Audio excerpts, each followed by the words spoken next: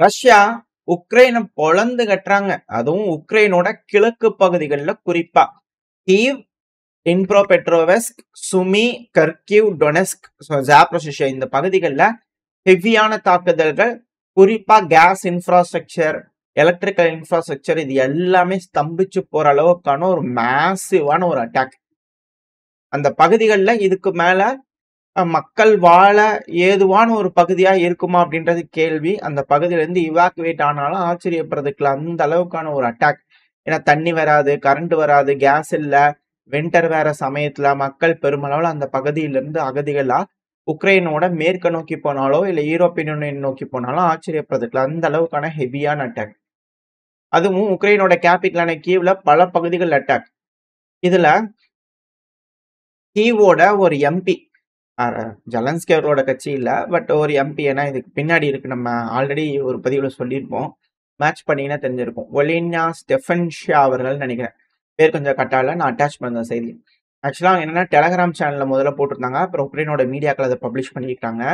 அவங்க குழந்தையும் அவங்களும் வந்து பாத்தீங்கன்னா நைட் நேரத்துல தாக்குதல் ஆரம்பிச்சிருச்சு அப்படின்னு ஏர்ரைட் சைரன் அடிக்க ஆரம்பிச்சிருக்கு. உடனே இவங்க பயந்து போய் என்ன பண்ணிட்டாங்க, பாத்ரூம்ல போய் உட்காந்து இருக்கிறாங்க. அதையும் ஓட்ட போட்டு வந்து பார்த்துருக்குது ரஷ்யாவோட சாகி ட்ரோன்கள். பயங்கரமான ஒரு தாக்குதல்கள் நேத்திக்கு ரஷ்ய தரப்புல இருந்து இருக்கு. இங்க அங்கேன்ட்டு இல்ல, எலக்ட்ரிக்கல் இன்ஃப்ராஸ்ட்ரக்சர், சப்ஸ்டேஷன்ஸ்னு அத்தனையும் போட்டு நொறுக்கி விட்டுருக்காங்க ரஷ்யா. ஸோ இதுக்கப்புறம் வந்து பாத்தீங்கன்னா உக்ரைன் பேச்சுவார்த்தைக்கு வரல, அவ்வளவுதான் முடிஞ்ச நீ அப்படிங்கிறது போல வேற மாதிரியான ஒரு ரகத்துல மிரட்டிட்டு இருக்கிறாங்க. இந்த நேரம்னு பார்த்து ஜெலன்ஸ்கி அவர்கள் நார்வேக்கு போய் உட்காந்துருக்காரு. இந்த கோலிஷன் ஆஃப் வில்லிங், இந்த மீட்டிங்லாம் இருக்கு இல்லையா, மேற்கு நாடுகள்லாம் உட்காந்து பேசி என்ன முடிவுகள் எடுக்க போறாங்கன்னு பார்க்கலாம். ஆனா இப்ப யூரோப்பே சேஃப்டி இல்லை. யூரோப் அண்டர் அட்டாக் அப்படிங்கிறது போலாம் டைட்டில் பார்க்க முடியுது, சில தலைவர்கள் போட்டிருக்காங்க. அதுக்கான காரணம் யூரோப்பியன் யூனியன் நம்பி இருக்கக்கூடிய கேஸ் ரிசர்வ்ஸ், ஆயில் பைப்லைன் இதெல்லாம் வந்து பாத்தீங்கன்னா அடி விழுந்திருக்கு. குறிப்பா ரொமேனியா, அப்புறம் ஹங்கேரி. ஏன்னா வின்டர் வேற வர இருக்கு. இந்த நேரம்னு பார்த்து இப்படி அசம்பாவிதங்கள் நடக்குது. அசம்பாவிதங்கள் நடக்குதா இல்ல யாராச்சும் செஞ்சுட்டாங்களா அப்படிங்கிறது தெரியல. ஏன்னா மிக பெரும் வெடி விபத்துகள், ஆயில் ரிஃபைனரிஸ், அதுவும் யூரோப்ல இருக்கக்கூடிய ரஷ்யாவோட கம்பெனி லூகாயிலோட இதுல வந்து பண்ண வெடிச்சிருச்சு, எக்ஸ்ப்ளோஷன் ஆயிடுச்சு. அது நேத்திக்கு மத்தியானம், அதாவது 21 அக்டோபர் சாயங்காலம் வந்து மத்தியான டைம்ல வந்து பாத்தீங்கன்னா ஒரு வெடி விபத்து நடந்திருக்கு. பெட்ரோல் ரிஃபைனரிஸ்ல வந்து பாத்தீங்கன்னா ஒரு எக்ஸ்ப்ளோஷன் நடந்திருக்கு. அதனால இது அப்படியே வந்து பாத்தீங்கன்னா வெடி விபத்து நடந்துருச்சு ரொமேனியால. இனிஷியலா வந்து பாத்தீங்கன்னா அபிஷியல் டேட்டா என்ன சொல்றாங்க அப்படின்னா, அதை அசஸ் பண்ணிருப்பாங்களா, அதோட டேட்டா என்ன அப்படின்னா, அதிகமா கேஸை ஸ்டோர் பண்ணி வச்சிருக்காங்க, அதுல லீக் ஆகும்போது வெடிச்சிருச்சு அப்படிங்கிற இனிஷியலான ரிப்போர்ட். யூரோப்பியன் யூனியன் வின்டருக்கு வேணுங்கிற கேஸை அதிகப்படியா ஸ்டோர் பண்றாங்க. ஒரு எஸ்கலேஷன் ஏதோ ஒன்று வரும், கேஸ் வரல அது வரல அப்படின்னா என்ன பண்றது அப்படிங்கிற பயத்துல அதிகமா சேவ் பண்றாங்க. ஒரு கட்டத்துக்கு மேல சேவ் பண்ணும்போது லீக் ஆகும்போது வந்து பாத்தீங்கன்னா இது போல வெடிச்சிருது, ப்ராப்பரான இன்ஸ்பெக்ஷன் இல்ல, அதனால வெடிச்சிருச்சு அப்படிங்கிறாங்க. அன்னைக்கு சாயங்காலமே 21 சாயங்காலமே வந்து பாத்தீங்கன்னா ஹங்கேரியில ஒரு oil refinery, largest oil refinery, அது திடீர்னு பாத்தீங்கன்னா தீப்பிடிச்சு எரிய ஆரம்பிச்சிச்சு. அதுவும் இந்த தூஸ்பா பைப்லைன்ல வரக்கூடிய ஒரு ரிஃபைனரி, மிக முக்கியமான ஒரு ரிஃபைனரி. இப்ப அது வந்து பாத்தீங்கன்னா AV3 யூனிட்ல வந்து பாத்தீங்கன்னா ஒரு வெடி விபத்து நடந்திருக்கு. இப்ப வரைக்கும் இன்வெஸ்டிகேஷன் போயிட்டு இருக்கு, ப்ராப்பரான ரீசன் தெரியல, தீயணைக்கும் வேலை நடந்துகிட்டு இருக்கு அப்படின்னு சொல்றாங்க. யூரோப்பியன் யூனியன்ல கேஸ், ஆயில் ரிஃபைனரி, இந்த பைப்லைன்ஸ் இது எல்லாமே கொஞ்சம் சிக்கலா இருக்கு. இதுல எல்லாம் பிரச்சனையா இருக்கு அப்படிங்கும்போது கண்டிப்பா இவங்களால வின்டரை கிராஸ் பண்ணதுங்கிறது ரொம்ப சிக்கலா இருக்கும். அதுவும் குறிப்பா ரொமேனியா, ஹங்கேரி அப்படிங்கும்போது இவங்களுக்கே பிரச்சனையா இருக்கும்போது இவங்க எப்படி தேவைப்படும் போது உக்ரைனுக்கு தருவாங்க. ஆல்ரெடி உக்ரைன்ல வந்து பாத்தீங்கன்னா அது இல்ல இது இல்லைன்னு குற்றச்சாட்டுகள் வந்துகிட்டு இருக்கு.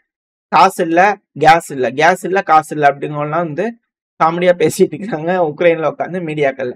இப்படி இருக்கும்போது சுத்தி இருக்கக்கூடிய நாடுகள் கிட்ட இல்ல அப்படின்னா ரஷ்யா நம்ம அடிச்சுக்கலாம், அது ரெண்டாவது. கொஞ்சம் எமர்ஜென்சியா கேஸ் வேணும், காசு வேணா தரேன், அமெரிக்கிட்ட வாங்கிக்க, வேற நாடுகள் வழியா காசு தரேன், நீ என்ன பண்ணு, பெலரூஸ் வந்து போலாண்டு கூட்டு போலாண்டுல இருந்து நான் வாங்கிக்கிறேன் அப்படிங்கிறது போல வேற வழியா ஏதோ ஒரு டீலிங் போடுவாங்களா உக்ரைன், உங்ககிட்ட டேரக்டா தானே வாங்கக்கூடாது, நாங்க அப்படி வாங்கிக்கிறோம் அப்படிங்கிற போல வேற ஏதாவது டீலிங் போட்டு வாங்குவாங்களா அப்படின்ற கேள்விகள் இருக்கு. என்ன நடக்க போன்றது பார்த்தோம்னா, இன்னொரு பக்கம் கிம் ஜாங் அவர்கள் சில மாசங்கள் ஆயிடுச்சு இல்லையா, போர் அடிச்சிருக்கும், அதனால திரும்ப ஒரு பெலிஸ்டிக் மிசைல் எடுத்து டெஸ்ட் பண்ணி பாத்துக்கிறாரு. சிஎம் ஜப்பான்ல போய் வந்து புழுந்திருக்கு. சியோல்ல இருந்து காலையில இருந்து ஒரே அலறல்கள். திரும்பியும் ஆரம்பிச்சிட்டாங்க இந்த நார்த் கொரியா, திரும்பியும் ஒரு மிசைல் டெஸ்ட் பண்ணி பாத்துக்கிறாங்க அப்படிங்கிற வந்து பாத்தீங்கன்னா செய்திகள் வந்துகிட்டு இருக்கு. ஸோ நார்த் கொரியா திரும்ப ஒரு மிசைல் சோதனையை பண்ணிக்கிறாங்க. அவங்க நாட்டை சேஃப்டியா வச்சுக்கணும் இல்லையா? ஸோ ஒரு சைடு அவங்க பார்த்துட்டு இருக்காங்க. இப்ப அடுத்தது சூடான். இப்ப சூடானும் அப்படியே இந்த ரஷ்யா உக்ரைன் பிரச்சனையை பார்த்து காப்பி அடிக்க ஆரம்பிச்சிட்டாங்க. சூடானோட துணை ராணுவம் இருக்கிறாங்க இல்லையா? ஸோ அவங்க சூடானோட ராணுவம் இவங்க 2 பேத்துக்கு ஆகல. அண்ணன் தம்பி பிரச்சனை. இது பத்தி பல விஷயங்கள் நம்ம பேசியாச்சு. ஆல்ரெடி நம்ம சேனல்ல வீடியோக்கள் போட்டிருப்போம். பார்க்காத நபர்கள் அதை பாருங்க. இருந்துச்சுன்னா நான் உங்களுக்கு கை காலில் நான் உங்களுக்கு லிங்க் தரேன். இல்லை என்ன அப்படின்னா துணை ராணுவம் வந்து பாத்தீங்கன்னா ராணுவத்தோட கட்டுப்பாட்டுக்குள்ள இருக்கக்கூடிய பகுதி இருக்கு இல்லையா? அதெல்லாம் தாக்குதல் பண்ணிட்டு ட்ரோன்களை யூஸ் பண்ணி இப்போ டிரான்ஸ்ஃபார்மர்ஸ் மேல அடிக்க ஆரம்பிச்சிட்டாங்க. எனர்ஜி இன்ஃப்ராஸ்ட்ரக்சர் அங்கெல்லாம் வேற, இங்கங்கிறது வேற. அவங்க காசு வருது ஏதோ பண்றாங்க, அதை பண்ணிக்குவாங்க. இங்க யார் பண்ணுவாங்க அப்படிங்கிறது தெரியல. நாடு நாசமா போயிடும். ஆல்ரெடி ஜினோசைடு எக்கோசைடுன்னு ஆல்ரெடி எல்லா சைடும் பண்ணி தாண்டி போயிட்டு இருக்கு.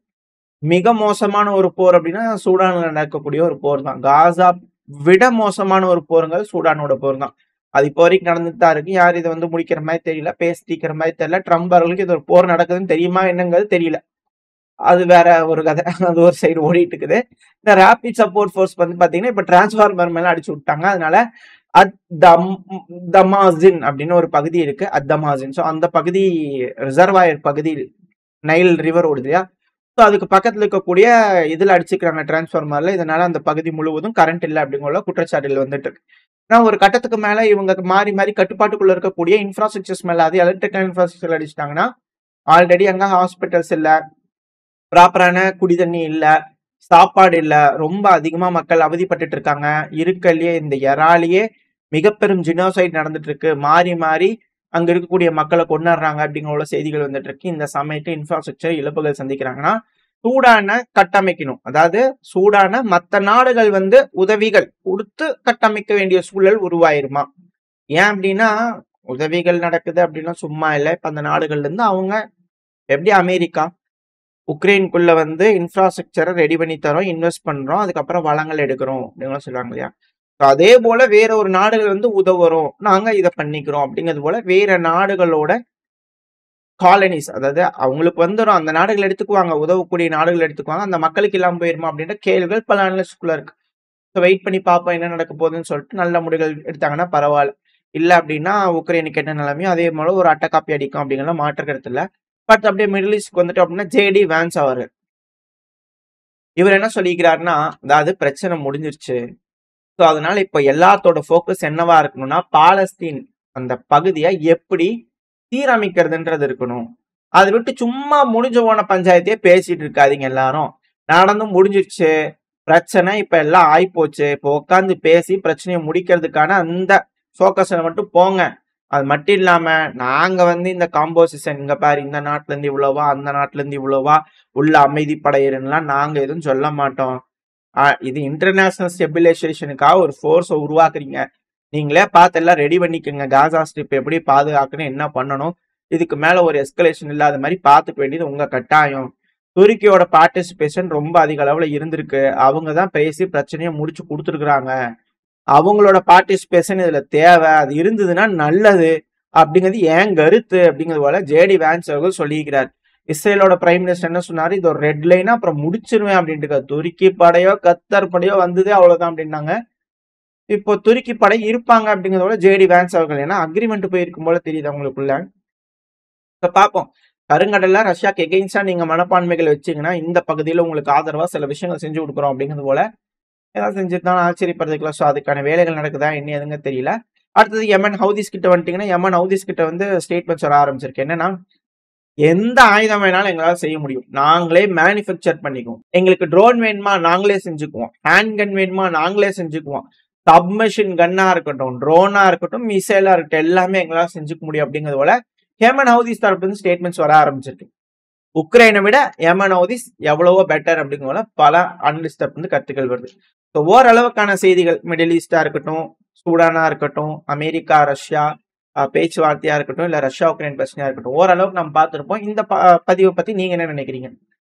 இந்த தகவல் உங்களுக்கு பிடிச்சிருக்கா? பிடிச்சினா லைக் பண்ணிட்டு உங்க ஃப்ரெண்ட்ஸ் நம்மள ஷேர் பண்ணிக்கோங்க. அது கூடவே மறக்காம நம்ம சேனல் சப்ஸ்கிரைப் பண்ணலாம், மறக்காம சப்ஸ்கிரைப் பண்ணிக்கோங்க. இந்த பதிவு நல்லா இருக்கும் நம்பிக்கையில் அடுத்து போய் உங்களை சந்திக்க. அவருக்கு ஸ்டே சேஃப். பை.